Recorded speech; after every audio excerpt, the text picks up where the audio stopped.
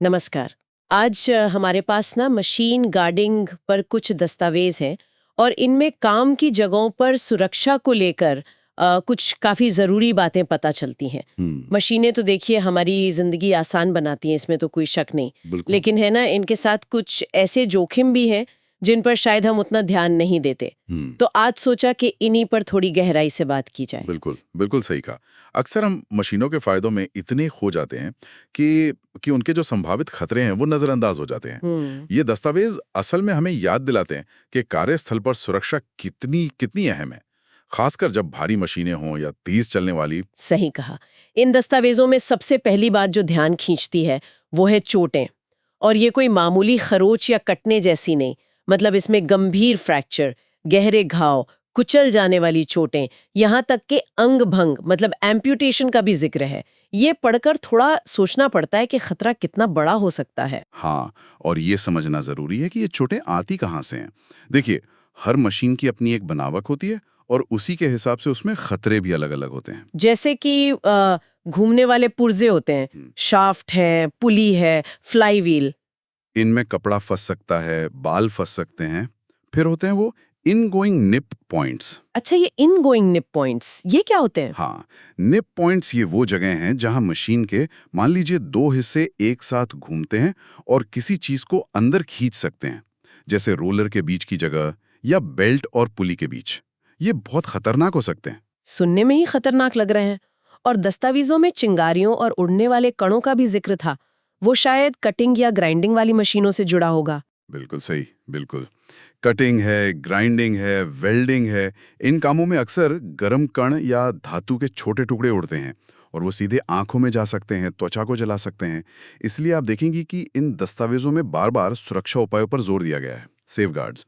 और ये सिर्फ मशीन चलाने वाले मतलब ऑपरेटर के लिए ही नहीं है, जो भी आसपास काम कर रहा है उन सबकी सुरक्षा के लिए जरूरी है। तो ये सुरक्षा उपाय या सेफगार्ड्स ये असल में होते क्या है? क्या ये सिर्फ मशीन पर लगे हुए कवर या ऐसी कोई चीज होती है? कवर या बैरियर, हाँ, वो एक तरह के गार्ड हैं। उन्हें फिक्स्ड गार्ड कहते हैं। ये सबसे आम है, सही कहा आपने। लेकिन दस्तावेज बताते हैं कि कई और तरीके भी हैं, जैसे इंटरलॉक्ड गार्ड। इसमें क्या होता है कि अगर गार्ड अपनी जगह पर नहीं है तो मशीन चलेगी ही नहीं। अच्छा। हाँ, या फिर होते हैं एडजस्टेबल गार्ड, जिन्हें आप काम के हिसाब से थोड़ा एडजस्ट कर सकते हैं। और आजकल तो आधुनिक मशीनों में लाइट कर्टन्स या सेंसर्स भी आते हैं। अगर कोई व्यक्ति गलती से खतरनाक जोन में आ जाए तो वो सेंसर्स मशीन को फौरन रोक देते हैं। अरे वाह, ये तो काफी मतलब विकसित तरीके हैं। सिर्फ एक कवर लगा देना ही काफी नहीं है, सही तरह का सही जगह पर गार्ड होना जरूरी है। हाँ, बिल्कुल। और देखिए, सुरक्षा का जो सिद्धांत है ना, वो सिर्फ गार्ड लगाने तक ही नहीं है।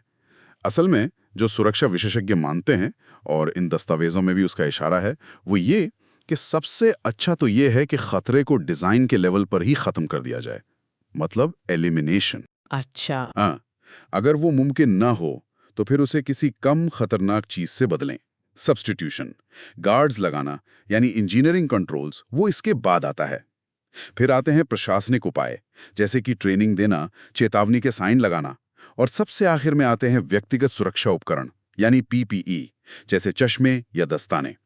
तो ये गार्ड्स जो हैं, ये इस पूरी चेन का, जिसे हायरार्की ऑफ कंट्रोल्स कहते हैं, उसका एक बहुत महत्वपूर्ण हिस्सा है। ये हायरार्की ऑफ कंट्रोल्स वाली बात तो काफी दिलचस्प है।